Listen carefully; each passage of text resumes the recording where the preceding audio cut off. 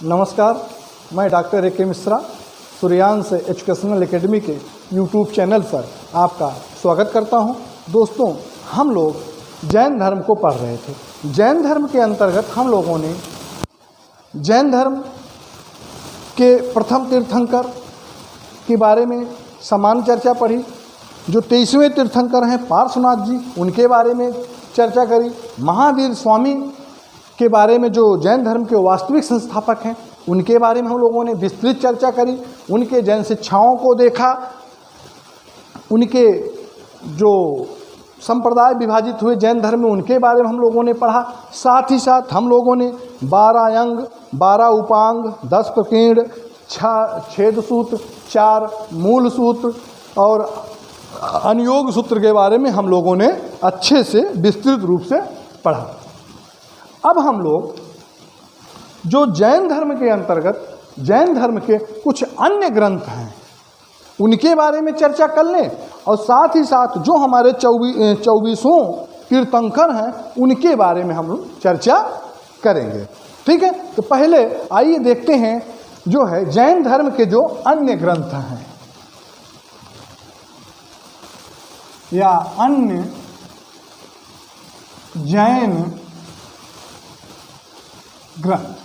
अन्य जैन ग्रंथ, अन्य जैन ग्रंथ में पहला हो जाएगा नंबर 1। नंबर 1 है नाया धम्म कहा। क्या? नाया धम्म कहा। नाया धम्म कहा, ये जो है नाया धम्म कहा, इसमें महावीर स्वामी की शिक्षाएं संग्रहित हैं। ठीक है, नाया धम्म कहा में महावीर स्वामी की शिक्षाएं जो है संग्रहित हैं। दूसरा है कल्प सूत्र।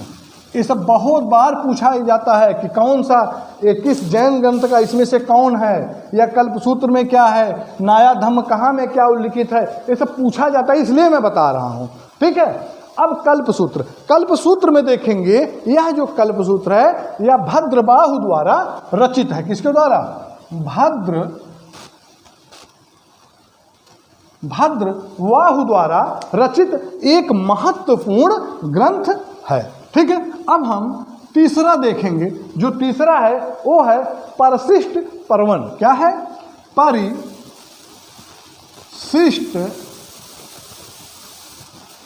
पर्वन। ये जो परिशिष्ट पर्वन है यह जो है प्राकृत अपभ्रंश में हेमचंद्र द्वारा रचित है। किसके द्वारा? हेमचंद्र द्वारा।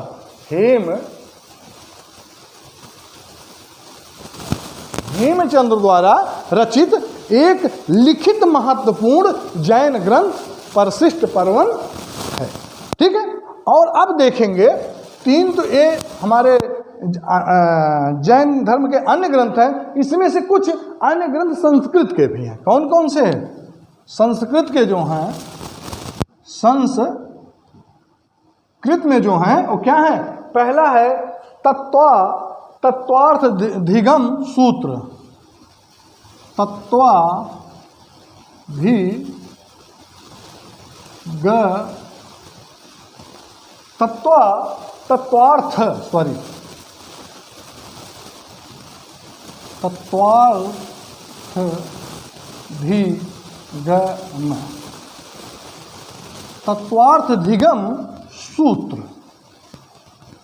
तत्वार्थधिगम सूत्र। आप देखेंगे इसके जो लेखक हैं कौन है? इसके लेखक उमा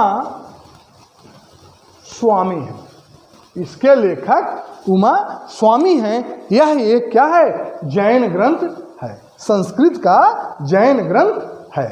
आप देखेंगे इसके बाद देखेंगे न्यायावतार। क्या? न्यायावतार, ये भी जैन संस्कृत ग्रंथ है। इसके लेखक कौन है? सिद्धसेन दिवाकर। इसके लेखक हैं सिद्धसेन इसके लेखक सिद्धसेन दिवाकर हैं। ठीक है, इसके लेखक सिद्धसेन दिवाकर हैं। सिद्धसेन रचित है न्यायावतार। इसके बाद हम देखेंगे एक ग्रंथ है द्रव्य संग्रह। क्या है? द्रव्य संग्रह। अब आप देखेंगे ये जो द्रव्य संग्रह है इसके लेखक कौन है? इसके लेखक नेमिचंद्र हैं। कौन है? नेमि। इसके लेखक नेमिचंद्र हैं। इसके बाद आप देखेंगे एक ग्रंथ है स्यादवाद मंजरी। एक ग्रंथ है स्यादवाद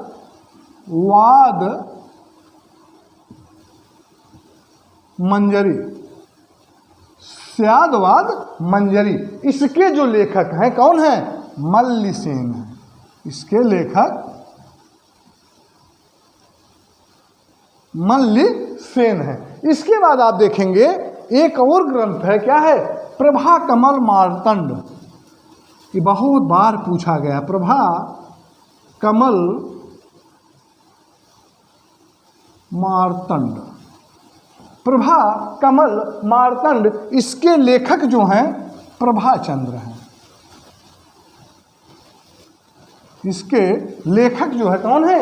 प्रभाचंद्र हैं। ठीक है। अब हम लोग देख लेते हैं जो जैन धर्म के तीर्थंकर हैं, जो जैन धर्म के तीर्थंकर हैं उनके बारे में हम चर्चा करेंगे। तो यहाँ हम लिख देते हैं तीर्थंकर, यहाँ प्रतीक और यहाँ वृक्ष।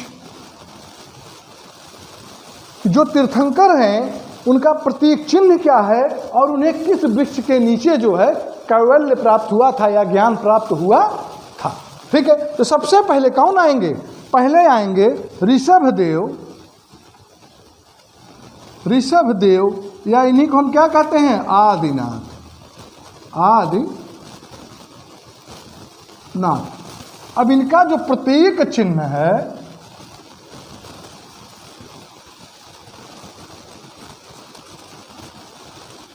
आदिनाथ का जो प्रतीक चिन्ह क्या है? वृषभ है। क्या है? वृषभ है। इन्हें किस वृक्ष के नीचे कैवल्य प्राप्त हुआ था? नए ग्रोथ एक वृक्ष है। नए ग्रोथ। नए ग्रोथ एक वृक्ष है। ग्रोध सॉरी नए ग्रोध एक वृक्ष है, उसी के नीचे इनको कैवल्य प्राप्त हुआ था। दूसरे कौन है? अजितनाथ। अजितनाथ। अब अजितनाथ का क्या है? प्रतीक गज है। इनका क्या है? गज है। ठीक है। अभी किस सप्तपर्ण वृक्ष है?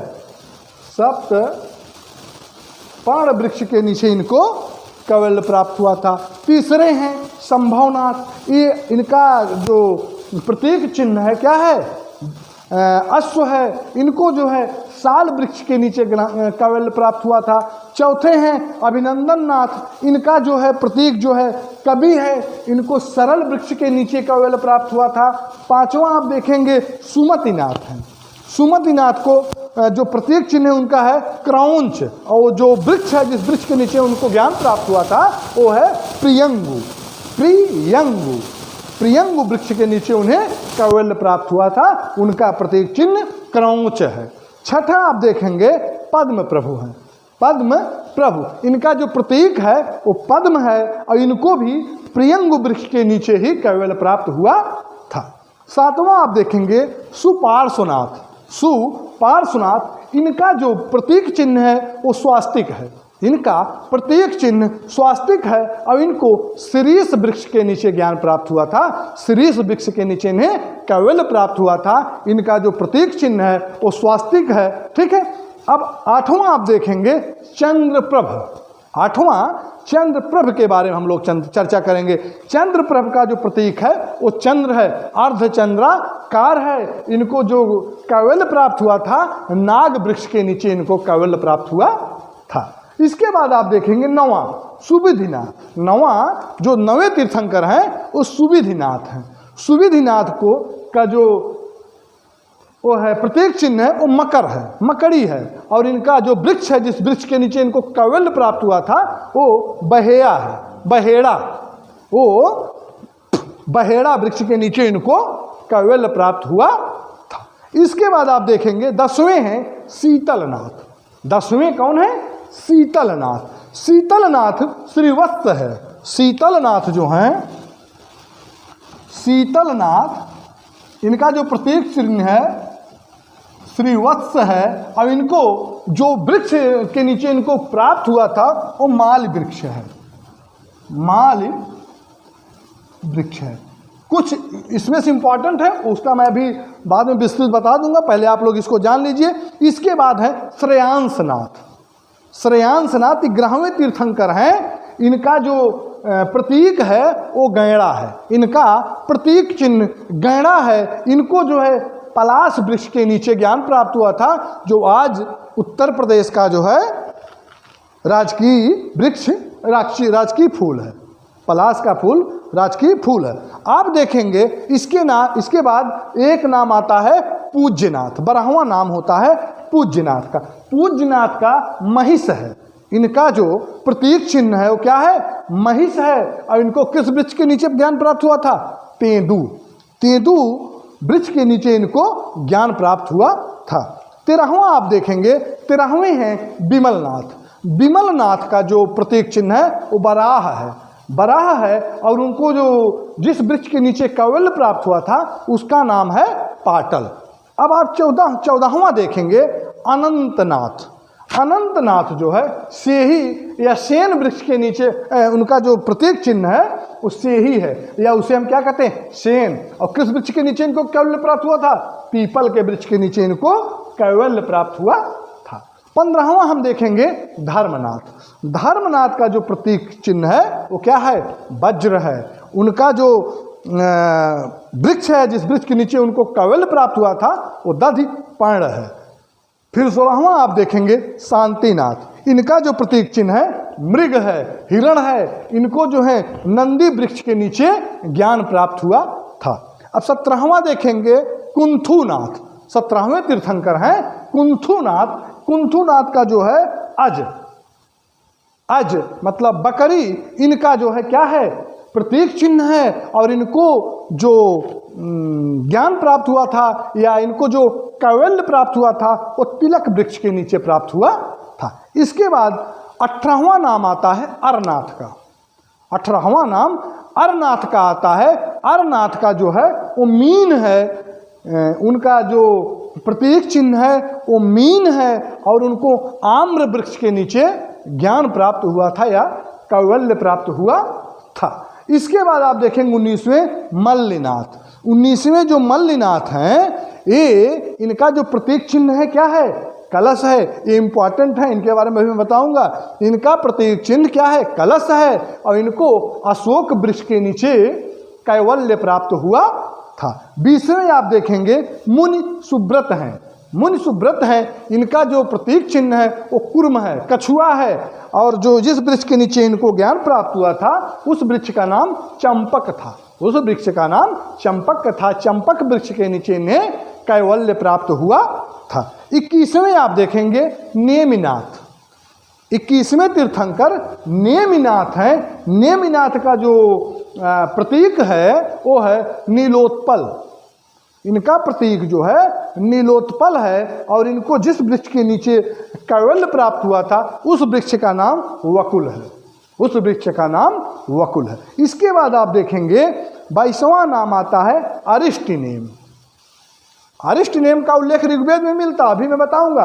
अरिष्टनेम इनका जो प्रतीक है वो क्या है? शंख है। इन्हें जो है मेष श्रृंग एक वृक्ष होता है उसके नीचे इनको कैवल्य प्राप्त हुआ था। इसके बाद आप देखेंगे 23वें जो है पार्श्वनाथ हैं। पार्श्वनाथ के बारे में हम लोगों ने विस्तृत चर्चा कर ली है, अभी मैं थोड़ा और बता दूंगा। इनका जो प्रतीक चिन्ह है सर्फ फण है। और जिस वृक्ष के नीचे इन्हें कैवल्य प्राप्त हुआ था उस वृक्ष का नाम धव है। इसके बाद 24वें तीर्थंकर जिन्हें वास्तविक संस्थापक कहा जाता है जैन धर्म का, वो हैं महावीर स्वामी, जिनका प्रतीक है सिंह और इन्हें साल वृक्ष के नीचे कैवल्य प्राप्त हुआ था। ठीक है। अब यहाँ आप लोग एक चीज और जानिएगा कि एक विद्वान हैं जैकोबी महोदय। जैकोबी महोदय ने वास्तविक संस्थापक 23वें तीर्थंकर पार्श्वनाथ को जैकोबी ने जैन धर्म का वास्तविक संस्थापक माना है। ठीक है। अब हम जैसे जो इम्पोर्टेंट है उनके बारे में हम थोड़ा थोड़ा आपको बता दे रहे हैं। जैसे आप देखेंगे ऋषभदेव जो पहले हैं, पहले तीर्थंकर जो ऋषभदेव हैं या जिन्हें हम आदिनाथ कहते हैं, ऋषभदेव ने अहिंसा एवं एकांतवाद का प्रवर्तन किया था। ध्यान दीजिएगा, बहुत इंपॉर्टेंट है इसलिए मैं इसको बता रहा हूँ। ऋषभदेव ने या आदिनाथ ने अहिंसा एवं अनेकांतवाद का प्रवर्तन किया था। इन्हें लिपि के आविष्कार का श्रेय भी दिया जाता है क्योंकि उन्होंने अपनी पुत्री बंभी, उनकी एक पुत्री है, क्या है? बंभी। पहले तो ये जानिए आप कि इन्होंने किसका किया था? अहिंसा एवं अनेकांतवाद का। अहिंसा एवं अनेकांतवाद का, अनेकांतवाद का प्रवर्तन किया था और इन्हें लिपि का आविष्कारक माना जाता क्योंकि इनकी पुत्री थी, क्या नाम था उनकी? बंभी। इनकी पुत्री का नाम बंभी था। उन्हीं के नाम पर लिपि का नाम क्या पड़ गया? ब्राह्मी। इन्हीं के पुत्री के नाम पर इस लिपि का नाम क्या पड़ा? ब्राह्मी लिपि। इसलिए इनको जो है मतलब आदिनाथ को या ऋषभदेव को ब्राह्मी लिपि का आविष्कारक माना जाता है। इनका पहला वर्णन जो है अयोध्या के शासक के रूप में मिलता है, ये मैं बता चुका हूँ। इसके बाद भी जान लीजिए, ये जो है अयोध्या के शासक थे और अपने पुत्र भरत के उसमें राजपाट देकर संन्यास ग्रहण कर लिए थे। यजुर्वेद में ऋषभदेव को धर्म प्रवर्तकों में श्रेष्ठ कहा गया है। ध्यान दीजिएगा, यजुर्वेद में ऋषभदेव को धर्म प्रवर्तकों में श्रेष्ठ कहा गया है। भगवत गीता में भी इनका उल्लेख मिलता है। ऐसा कहा गया है कि ऋषभदेव के जन्म से पहले भारत के लोग असभ्य थे और यहाँ के लोगों को सभ्यता का पाठ किसने, प्रथम पाठ सभ्यता का किसने पढ़ाया? ऋषभदेव ने ही पढ़ाया था। ठीक है। ऐसा कहाँ उल्लेख मिलता है? भगवत गीता में। भगवत गीता में उल्लेख मिलता है कि ऋषभदेव के जन्म के पहले भारत असभ्य था और यहाँ के लोगों को सभ्यता का प्रथम पाठ अगर किसी ने पढ़ाया तो ऋषभदेव ने ही पढ़ाया था। आप देखेंगे एक है भागवत पुराण। भागवत पुराण में इन्हें मतलब ऋषभदेव को विष्णु का अवतार माना गया है। ठीक है। इतना आप जानिए आदिदेव के बारे में, आदिनाथ के बारे में या ऋषभदेव। इसके बाद आप देखेंगे जो दूसरे तीर्थंकर हैं अजितनाथ। अजितनाथ, ये भी इनका जन्म कहाँ हुआ था? अयोध्या में। और इनका उल्लेख कहाँ मिलता है? इनका भी उल्लेख हमें यजुर्वेद में मिलता है। ठीक है। यजुर्वेद में अजितनाथ जो हमारे जैन धर्म के दूसरे तीर्थंकर हैं, ये अयोध्या के थे। इनका उल्लेख कहाँ मिलता है? यजुर्वेद में मिलता है। अब आप देखेंगे एक 19वें तीर्थंकर हैं। 19वें तीर्थंकर कौन थे?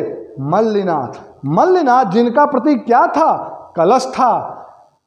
जिनका प्रतीक जो है कलश था। श्वेतांबरों की जो दो संप्रदाय, जैन धर्म दो संप्रदाय में विभक्त हुआ था, श्वेतांबर और दिगंबर। प्रथम जैन सभा में हुआ था। ठीक है।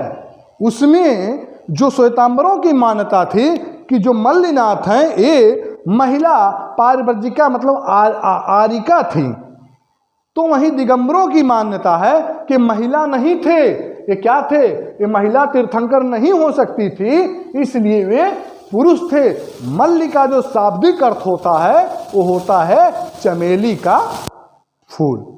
मल्ल का जो शाब्दिक अर्थ होता है वो होता है चमेली का फूल। इसके बाद आप देखेंगे 21वें तीर्थंकर नेमिनाथ। नेमिनाथ जो हमारे 21वें तीर्थंकर हैं। कौन? नेमिनाथ। नेमिनाथ ये नेमिनाथ 21वें तीर्थंकर हैं। इनको जो है मिथिला के राजा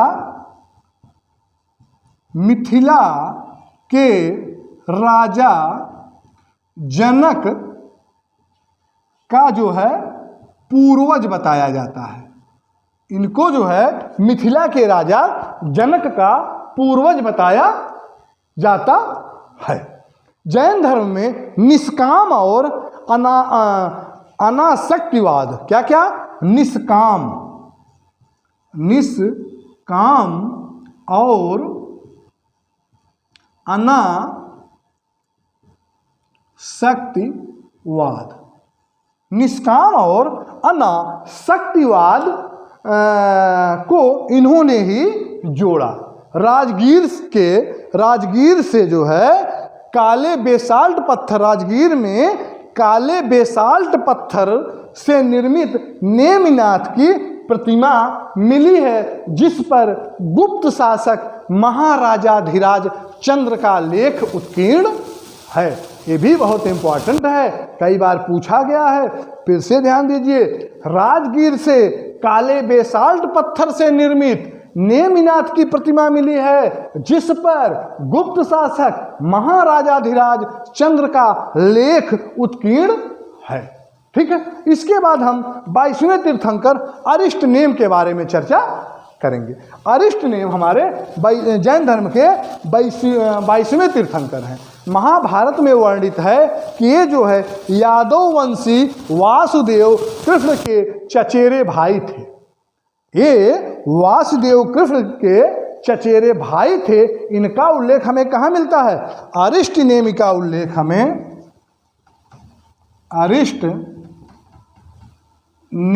उल्लेख हमें ऋग्वेद में मिलता है, और यादव वंशी वासुदेव कृष्ण के चचेरे भाई हैं। और इनका जन्म जो है संभवतः माना जाता है कि सौराष्ट्र वर्तमान गुजरात में हुआ था। इन्होंने गिरनार पर्वत पर जाकर तपस्या करी थी। अरिष्टनेम ने गिरनार पर्वत पर जाकर तपस्या करी थी। अरिष्टनेम का जो प्रतीक चिन्ह क्या है? शंख है। अहिंसा को धार्मिक वृत्ति का मूल मानकर उसे सैद्धांतिक रूप किसने दिया था? अरिष्टनेम ने ही दिया था। फिर से ध्यान दीजिए, अहिंसा को धार्मिक वृत्ति का मूल मानकर उसे सैद्धांतिक रूप अगर किसी ने दिया तो कौन दिया? अरिष्टनेम ने दिया था। ठीक है, आज हम लोगों का अब जैन धर्म समाप्त हुआ।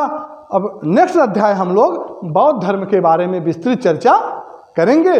बस आप लोगों से निवेदन है कि इस चैनल को अधिक से अधिक आप लोग शेयर करिए, लाइक करिए, सब्सक्राइब करिए, लोगों तक पहुंचाइए, जिससे कि आने वाली प्रतियोगी परीक्षाओं में जो प्रतियोगी छात्र हैं इस चैनल के माध्यम से अधिक सफलता अर्जित कर सकें और हम अपने मकसद में सफल हो सकें। इन्हीं शब्दों के साथ नमस्कार।